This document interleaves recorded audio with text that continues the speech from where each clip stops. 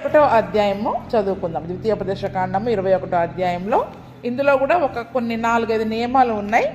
వాటిని కూడా ధ్యానం చేసుకుందాం.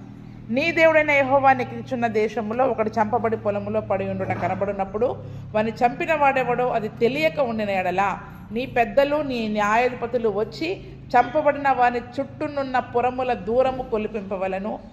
ఏ ఊరు ఆ శవమునకు సమీపముగా ఉండునో ఆ ఊరి పెద్దలు ఏ పనికిని పెట్టబడక కాడికి ఈడవని పెయ్యను తీసుకొని దున్నబడకయు విత్తబడకయు ఉన్న ఏటి లోయలోనికి ఆ పెయ్యను తోలుకొని పోయి అక్కడ అనగా ఆ లోయలో ఆ పెయ్య మెడను విరగా తీయవలను. దేశంలో జరిగిన ఒక సంగతి గురించి చెప్తా ఉన్నారు. వాళ్ళు ఆ దేశంలోనికి వెళ్ళిన తర్వాత అనుకోకుండా ఒక వ్యక్తి చంపబడి పొలంలో పడేస్తున్నాడు. ఇప్పుడు మన పొలం ఉంది కదా ప్రక్కన, తెల్లారి చూసేసరికి ఏమైంది, పక్కన పొలంలో ఒక శవం ఉందంట. ఎవరు చంపారో తెలియదు. చంపి అక్కడ పడేసి వెళ్ళిపోయారు. చంపి అక్కడ పడవేసి వెళ్ళిపోయారు. అయితే అది ఎవరు చంపారో తెలియలేదు. ఇప్పుడు ఏం చేయాలి? ఆ ఊరి యొక్క పెద్దలు న్యాయాధిపతులు వాళ్ళందరూ కూడా, ఇప్పుడు మనం ముందు అధ్యాయంలో ఏం చేసాం, న్యాయాధిపతులుగా నియమించుకోవాలని చెప్పాం కదా. ఆ న్యాయాధిపతులు ఏం చేయాలి? ఇప్పుడు పెద్దలు కానీ న్యాయాధిపతులు కానీ వచ్చి ఆ చుట్టూ ఏ ఊరుంది, ఆ పొలానికి చుట్టూ ఎన్ని ఊర్లు ఉన్నాయి దూరం కొలిపించాలంట. దూరం కొలిపించి దగ్గరగా ఏ ఊరుందో ఆ ఊరి పెద్దల్ని పిలవాలి. ఏం చేయాలి చెప్పండి? ఆ ఊరికి దగ్గరగా ఏ ఊరు ఉంటే ఆ ఊరి పెద్దల్ని పిలవాలి. ఆ ఏ ఊరు ఆ శవమునకి సమీపంగా ఉందో ఆ ఊరి పెద్దలను పిలిపించి వాళ్ళు ఏం చేయాలి? ఇప్పుడు ఏ పనికిని పెట్టబడక కాడి ఏడువని ఒక పెయ్యను తీసుకొని రావాలి. ఏం చేయాలంట? ఒక పెయ్యను. అది ఎటువంటి పెయ్య? అప్పటి వరకు అది ఏ పని చేయకూడదు. కాడి మొయ్యని పెయ్య, ఇంకా గర్భం ధరించని పెయ్య, నిర్దోషమైన పెయ్యను తీసుకొని రావాలి. ఒక నిర్దోషమైన పెయ్యను మరి వారు తీసుకొని వచ్చి ఆ పెయ్యను కూడా ఎక్కడికి పట్టుకెళ్ళాలి? దున్నబడక విత్తబడక ఉన్న ఒక ఏటి లోయలోనికి తీసుకెళ్ళాలి. ఎక్కడికి పట్టుకెళ్ళాలంట? ఆల్రెడీ దున్నిన పొలము, దున్నినది కానీ విత్తబడింది కానీ పొలం కాకుండా దున్నబడకుండా విత్తబడకుండా ఉన్న ఏటి లోయలోనికి దానిని తీసుకొని పోయి అక్కడ ఆ లోయలో పెయ్య యొక్క మెడను విరగదీయాలి. ఏం చేయాలంట? పెయ్య యొక్క మెడను చంపకూడదు, విరగదీయాలి. మామూలుగా బలిపీఠం మీద ఏం చేస్తామంటే దానిని చంపి బలి అర్పణ చేస్తాం. అయితే ఇది బలి అర్పణ కాదు, బలి అర్పణలు కాదు, బలులు కాదు అర్పించేది. కానీ ఏం చేయాలంటే ఆ యొక్క పెయ్య మెడను విరగతీయాలి. అప్పుడు యాజకులైన లేవీలు కూడా దగ్గరికి రావాలి. ఏం చేయాలంట? లేవీయులు దగ్గరికి రావాలి.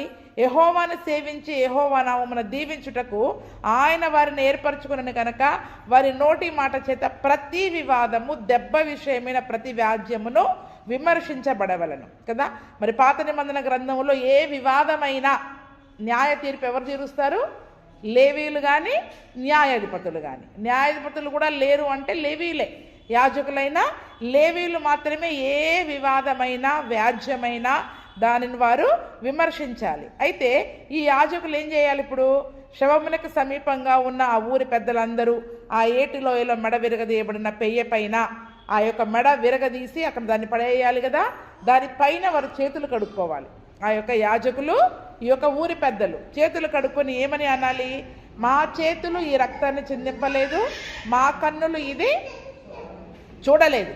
యెహోవా, నీవు విమోచించిన నీ జనమైన ఇజ్రాయేలుల నిమిత్తము ప్రాయచిత్తము కలుగనిమ్ము.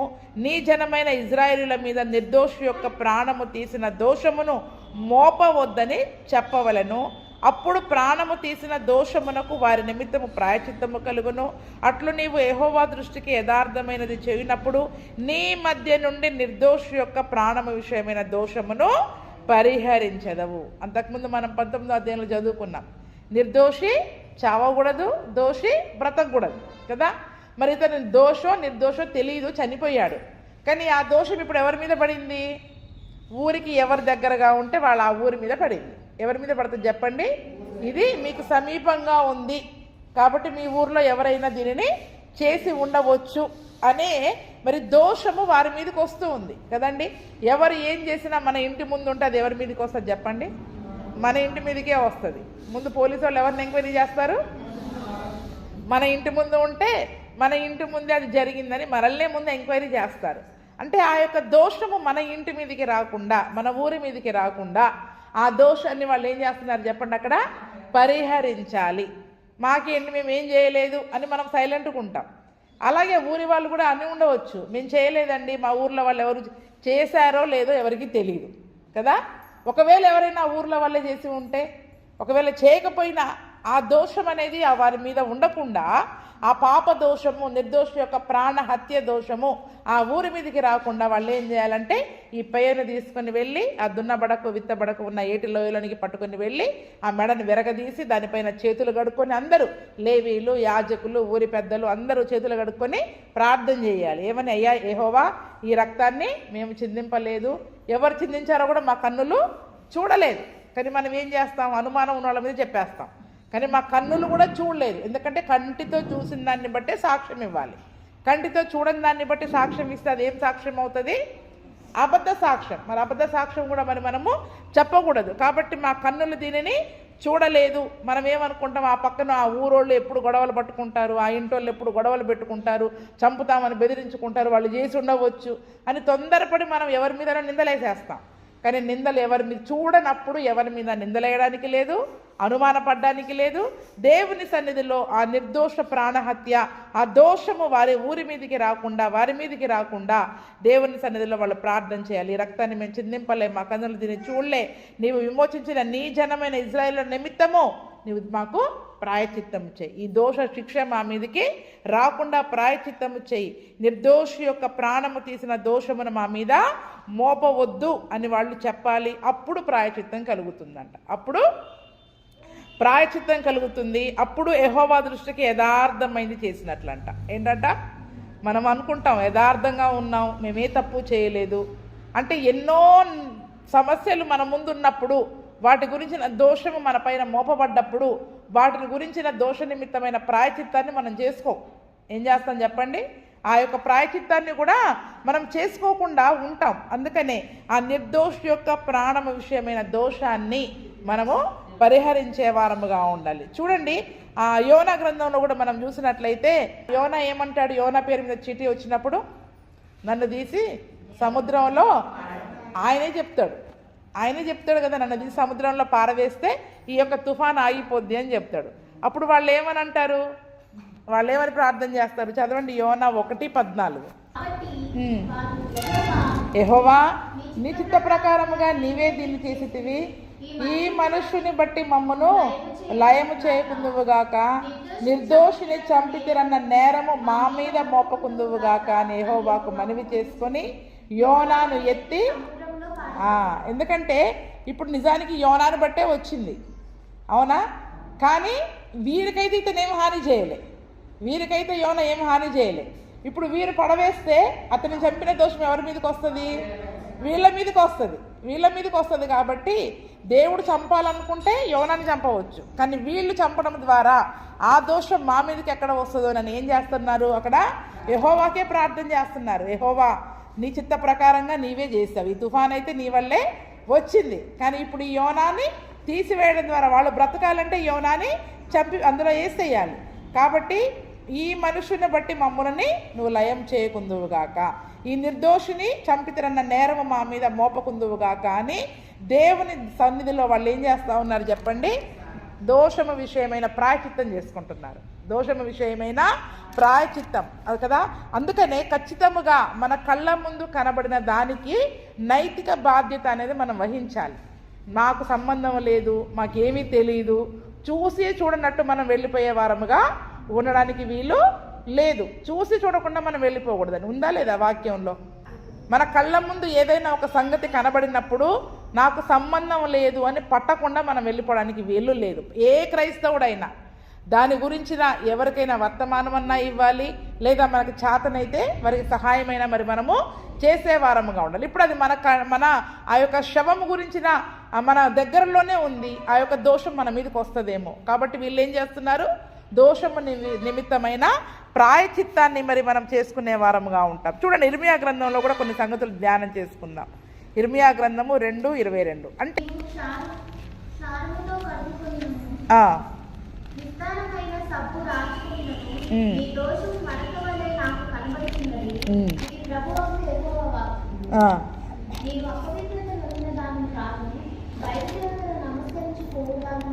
ఇక్కడ ఏమంటున్నాడు చూడండి, మన యొక్క దోషము, మన యొక్క దోషాలు పోవాలి అంటే క్షారముతో కడుగుకున్నా, సబ్బు రాసుకున్నా మన దోషాలు ఎలా కనపడుతున్నాయంటే దేవుని దగ్గర మరకల్లానే కనబడుతున్నాయంట. మనకి మనం శుభ్రం చేసుకుంటున్నాం, మనకి మనం దోషాన్ని కడిగి వేసుకుంటున్నాం, నేనేమి చెయ్యలేదు అని మనకి మనం ఏమనుకుంటున్నాం చెప్పండి? చాలా వరకు ఏ తప్పు నేను చేయలేదని మనం అనుకుంటున్నాం. కానీ మనం ఎంత కడుగుకున్నా, ఎంత సబ్బు పెట్టి ఉతికినా ఆ యొక్క దోషం అనే మరకలు పోవట్లేదంట. కాబట్టి దోషం అనే మరకలు పోవాలి అంటే ఖచ్చితంగా అక్కడ ప్రాయచిత్తము జరగాలి. ఆ ప్రాయచిత్తం ఎవరి వలన కలిగింది? అక్కడ ఒక పెయ్య ద్వారా చేశారు. ఏం చేశారు చెప్పండి? ఒక పెయ్య యొక్క మెడను విరగదీయడం ద్వారా మరి అక్కడ చేశారు. అదే సంగతిని పేతురు గారు రాస్తూ ఉంటారు. కాబట్టి ఈరోజు మనకు తెలిసినా తెలియకున్నా ఎన్నో దోషాలు ఏమైపోతూ ఉన్నాయి చెప్పండి? దోష శిక్షలు మన పైన పడతా ఉంటాయి.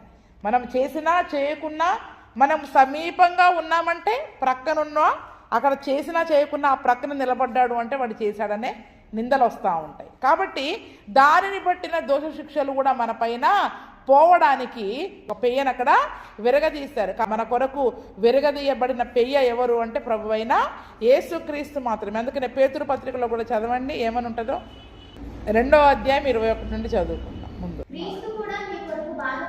20 వచ్చిందని చదవండి, 20 నుండి చదవండి.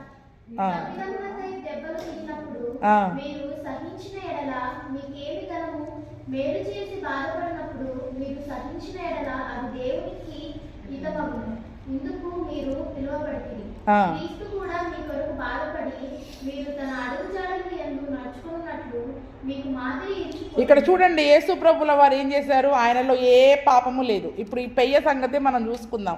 పెయ్య ఏమన్నా పాపం చేసిందా? అక్కడ నిర్దోషమైన పెయ్య అది కదండి. మరి ఆ రీతిగా యేసు ప్రభుల వారు కూడా ఆయనలో ఏ పాపము లేకపోయినప్పటికీ కూడా ఆయన ఎవరి కొరకు బాధపడ్డాడంటే ఇప్పుడు మన నిమిత్తము ఆయన హింసించబడ్డాడు. కాబట్టి మీరు కూడా తన అడుగు జాడలలో నడుచుకున్నట్లు మీకు మాదిరి ఉంచిపోయాడు. ఆయనలో ఏ పాపం లేదు. కానీ ఒక మనిషి యొక్క పాపము విషయమైన, దోషము విషయమైన ఆ యొక్క పాప ప్రాయచిత్తం కలగాలి అంటే అక్కడ పెయ్య విరగదీయబడాల్సిందే. ఆ రీతిగా ఈరోజు మనందరి దోషాల కొరకు ఆయన బాధపడి ఏం చేశాడు చెప్పండి? తను ఆ బాధ్యతను తీసుకున్నాడు. ఈరోజు మనం ఎవరి గురించిన బాధ్యతను తీసుకోవడానికి ఇష్టపడం. ఏం చేస్తున్నాం చెప్పండి? ఎవరైనా దోషంలో ఉన్నారు అంటే, పాపం చేశారు అంటే వారి గురించిన బాధ్యతను మనం వహించే వారంగా ఉంటున్నామా లేదా? ఎవరి బాధ్యతను మనం వహించాం. ఎంతసేపు వాళ్ళు ఆ పాపం చేశారు, ఈ పొరపాటు చేశారని చెప్పుకునే వారముగా ఉంటున్నాం. కానీ క్రీస్తు ఏం చేశాడు? అక్కడ ఈరోజు ఇక్కడ పెయ్య గురించి మాట్లాడుకుంటున్నాం. అక్కడ దాన్ని చంపింది ఎవరో, కానీ ఆ దోష శిక్ష ఎవరి మీద పడింది చెప్పండి? ఒక ఊరి మీద పడింది. అంటే ఆ దోషము తన ప్రజలైన ఇజ్రాయిలుల మీదకి రాకుండా దేవుడు వారి పక్షంగా బాధపడ్డాడు. ఏం చేశాడు చెప్పండి? అక్కడ దేవుడు ఆ పెయ్యని ఏ రీతిగా అయితే అక్కడ విరగదీశారో, యేసు ప్రభుల వారు తన ప్రజల మీదకి ఆ పాప శిక్ష రాకుండా, ఆ దోష శిక్ష రాకుండా, ఇప్పుడు అపవాది చేసిన ఆ పనులన్నిటికీ నేరం ఎవరి మీద మోపబడుతుంది? మన పక్షంగా మన మీద మోపబడతా ఉంది. కాబట్టి ఆ దోష శిక్షలు మన మీదకి రాకుండా యేసు ప్రభుల వారు మన కొరకు బాధపడి మరి మనకి మాదిరి చూపించి వెళ్ళారు. అసలు యేసు ప్రభువులాగా బాధ్యత తీసుకుంటామా? మనం బాధ్యత తీసుకొని ఆ దోషాల గురించిన ప్రాయచిత్తం దేవుని సన్నిధిలో ప్రార్థన చేసే వారంగా ఉండము. కానీ మనము మాటకి మాట ఏం చేసే వారంగా ఉంటుంది చెప్పండి? గొడవకి దిగే వారంగా ఉంటాం. ఎంతసేపు కూడా సమాధానాన్ని పోగొట్టుకునే వారంగా ఉంటాం. అందుకనే ఆయన బాధపడి మీరు తన అడుగు జాడల యందు నడుచుకున్నట్లు మీకు మాదిరి ఉంచిపోయాడు. మీకు మాదిరి, మన కళ్ళ ముందు ఏదైనా ఒక సమస్య, ఒకరి దోషము, శిక్ష వారి మీద మోపబడింది అంటే వారి గురించిన బాధ్యతను మనం తీసుకోవాలి. నాకు సంబంధం లేదు అని వెళ్ళిపోయే వారిగా ఉండడానికి వీలు లేదు. ఆ ఊరికి సమీపంగా ఎవరున్నారో వారు ఆ బాధ్యతను వహించాల్సిందే. ఆ ఊరి పెద్దలు ఆ బాధ్యతను వహించాల్సిందే. ఆ దోషము మా మీదకి రాకూడదని. కాబట్టి ఈరోజు మన కళ్ళ ముందు, మన సమీపముగా, మన కుటుంబాలలో ఎంతమంది ఆ రీతిగా ఉంటున్నారో వారి గురించిన బాధ్యతను మనం వహించే వారంగా ఉండాలి. యేసయ్య మనందరి బాధ్యతను తీసుకున్నాడు. ఆయన దేవుడు ఏం చేశాడు? మనందరి పాప భారాన్ని యేసు ప్రభుల వారి పైన మోపారు. ఆయన బాధ్యత తీసుకున్నాడా లేదా? ఎస్, నేను వీళ్ళందరి కొరకు ఆ దోష శిక్షను భరిస్తాను. మనందరి దోషాలను యెహోవా ఎవరిపైన మోపాడు? యేసయ్య పైన మోపాడు. కానీ ఈరోజు ఎవరి గురించిన దోషములని మన పైన వేసుకోవడానికి, వారి గురించిన బాధ్యతను వహించడానికి మనం ఇష్టపడం. అసలు మన దోషాలను ఒప్పుకోవడానికే మనం ఇష్టపడం. ఇంకొకటి ఏంటి చెప్పండి, అందరి దోషాలను యేసయ్య మీదే మోపాడు. పొరపాటున మన పిల్లల గురించి కానీ మన కుటుంబాల గురించి కానీ ఎవరైనా మన పైన అన్నారనుకోండి, ఆ దోషాన్ని భరించడానికి మాత్రం మనకి ఎంత కష్టంగా ఉంటుంది, ఎంత భారంగా ఉంటుంది. అయితే యేసయ్య మనకు ఒక మాదిరి చూపించెళ్ళాడండి. మనం బాధ్యత వహించాలి. మీరు తన అడుగు జాడల యందు నడుచుకున్నట్లు మీకు మాదిరి ఉంచిపోయాడు. ఆయన ఏ పాపం చేయలే, కానీ మనందరి కొరకు ఆయన శిక్ష అనుభవించాడు. ఈరోజు మనం కూడా తప్పు చేసినందుకు భరించమనట్లే దేవుడు. మనం తప్పు చేయకున్నా ఆ దోషమును బట్టి దేవుని సన్నిధిలో ప్రాయచిత్తం చేసేవారంగా ఉండాలి. వారిని బట్టి మనం దేవుని సన్నిధిలో ప్రార్థించే వారముగా ఉండాలి. వారి పాపములను బట్టి దేవుని సన్నిధిలో ఏం చేయాలి, పాప క్షమాపణ కొరకు వారి నిమిత్తం మనం గోజాడే వారిగా ఉండాలి, అడిగేవారిగా. మనం చేసేది ఏంటి చెప్పండి, వారి గురించి మనం భారం కలిగి కన్నీరు కార్చడం తప్ప మనం ఇంకేమన్నా చేస్తున్నామా? పెయ్యలాగా మనమేమి మన శరీరంలో ఉన్న దేనిని కూడా విరగగొట్టుకోవట్లేదు. ఎందుకంటే ఆ శిక్షనంతా యేసయ్యనే భరించాడు. ఆయన నోట ఏ కపటము లేదు. ఆయన దూషింపబడి కూడా బదులు దూషింపలేదు. 20వ వచనంలో చూసుకుంటే, తప్పిదమ్మనకై దెబ్బలు తిరిగినప్పుడు మీరు సహించిన ఎడల మీకేమి, తప్పు చేస్తే ఎవరైనా దెబ్బలు తింటారు. ఇప్పుడు ఆ ఊరి పెద్దలు చంపారనుకోండి, ఆ ఊర్లో వాళ్ళు ఎవరైనా చంపారనుకోండి, అవునండి మా ఊర్లో వాళ్ళు చేశారు, మేము బాధ్యత వహిస్తాం అంటారు వాళ్ళు కదా. అసలు ఇక్కడ తప్పే జరగలేదు, మాకేంటి సంబంధం అంటాం. ఈరోజు మన ఆలోచనలు ఎలాగుంటాయి, అసలు మాకు దానికి సంబంధమే లేదు.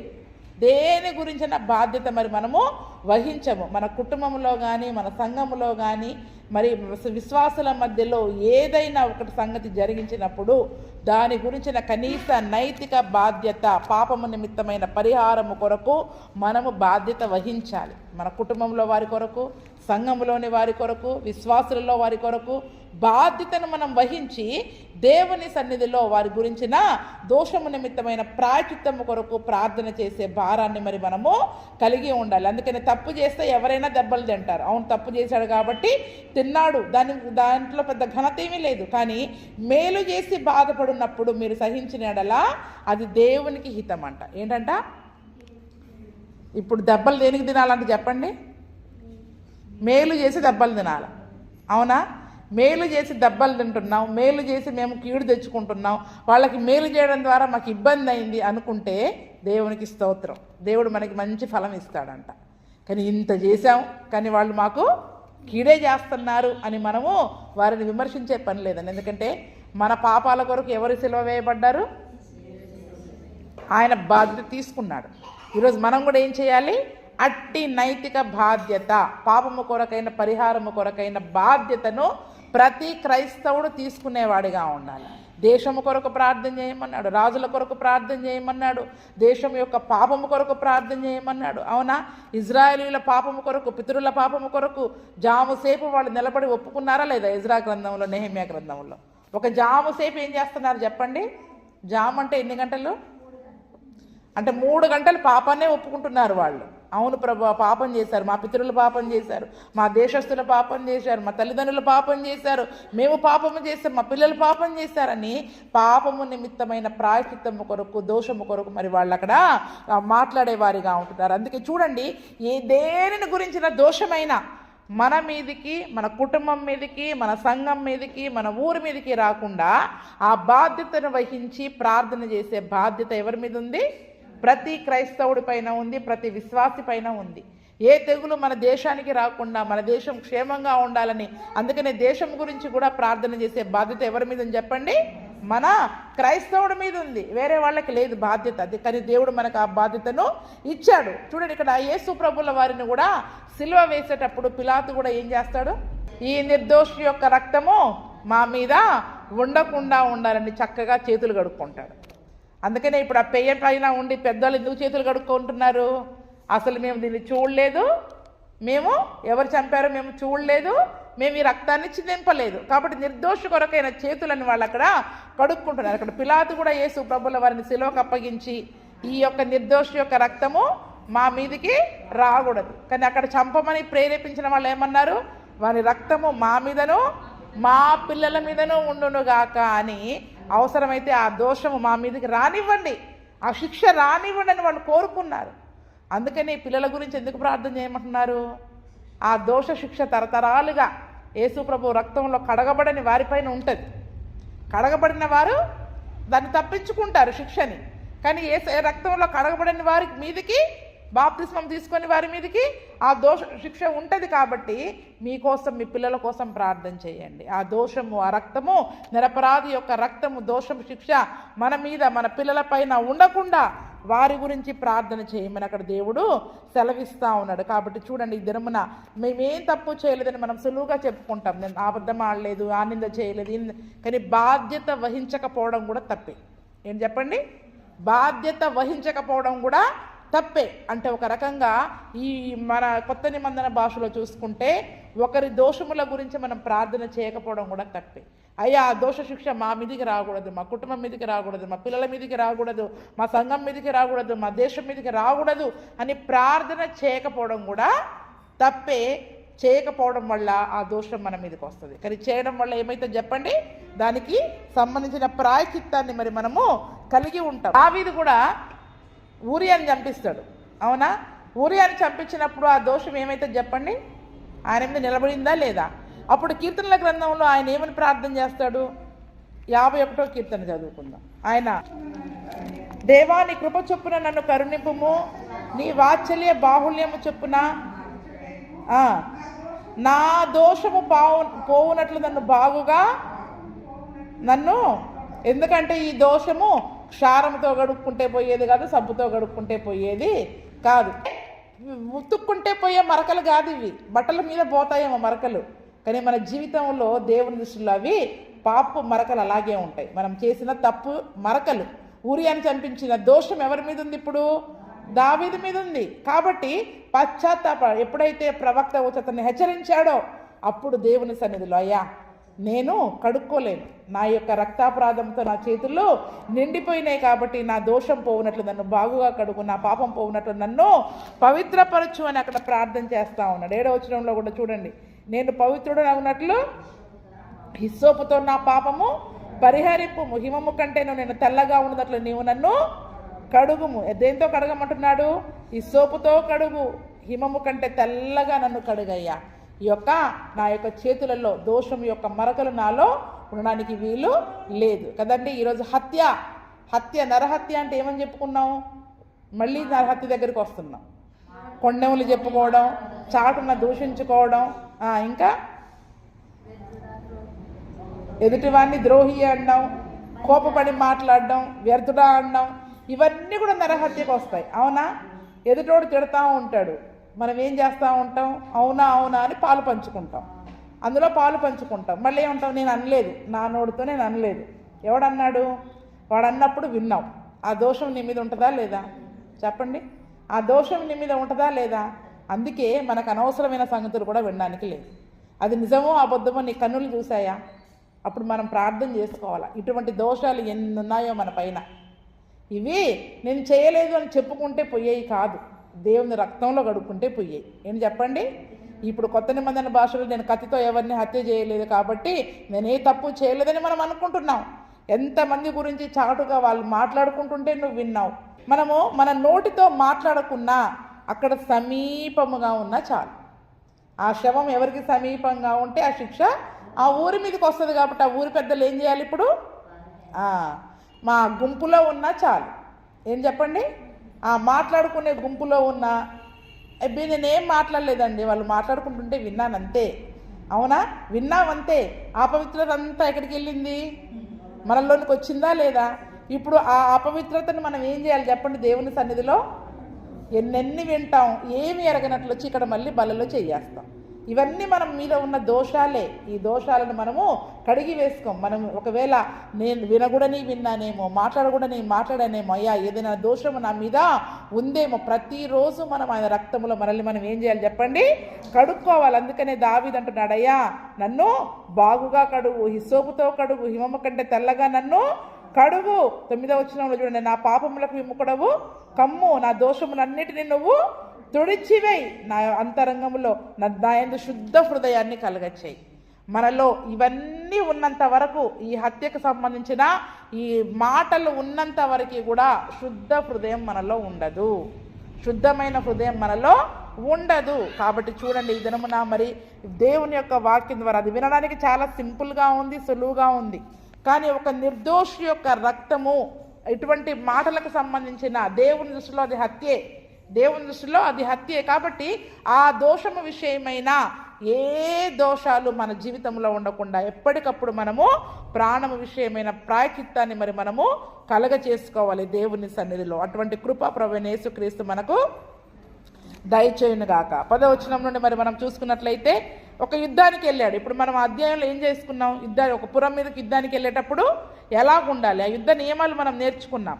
అయితే యుద్ధానికి వెళ్ళిన తర్వాత అక్కడ వారందరినీ కూడా ఏం చేయమన్నాడు? దేవుడు చంపేయమన్నాడు. పురుషులందరినీ కూడా ఏం చేయమన్నాడు? చంపేయమన్నాడు. కానీ స్త్రీలను, పిల్లల్ని మాత్రము ఉంచమన్నాడు. 14వ వచనంలో ఉందా? స్త్రీలను, చిన్నవారిని, పశువులను, ఆ పురంలో ఉన్నది యావత్తును, దాని కొలసమంతటి నువ్వు తీసుకొని రావచ్చు. 20వ అధ్యాయం 14వ వచనంలో. అంటే అక్కడ స్త్రీలని, చిన్నవాళ్ళని, పశువులని చంపకుండా విడిచిపెట్టమన్నాడు. అయితే ఆ చెరపట్టబడిన స్త్రీలలో ఎవరైనా చాలా అందంగా ఉందని చెప్పి ఇక్కడ యుద్ధానికి వెళ్ళిన ఈ యొక్క సైనికులు ఆమెను చూసి మోహించినప్పుడు, ఆమెను పెళ్లి చేసుకోవాలన్న మనస్సు ఉన్నప్పుడు ఏం చేయాలంట? పెళ్లి చేసుకోవడానికి కూడా అక్కడ కొన్ని రూల్స్ ఉన్నాయి. ఏంటంట? పెళ్లి చేసుకోవాలి అంటే, ఇప్పుడు ఆమె తన ఇంటి వారందరినీ పోగొట్టుకుంది కదా, యుద్ధంలో ఒకవేళ భర్తే చనిపోవచ్చు, తల్లిదండ్రులనే చంపివేసి వీళ్ళని చెరపట్టుకొని తీసుకొని బానిసలుగా పట్టుకొని వచ్చారు. అందులో అందమైన అమ్మాయిని చూసి నేను ఈ అమ్మాయిని పెళ్లి చేసుకోవాలని ఆ వ్యక్తి అనుకుంటే గనక ఆమెకు ఉన్న నియమాలు, నీ ఇంట ఆమెను చేర్చుకున్న తర్వాత ఆమె ఏం చేయాలి?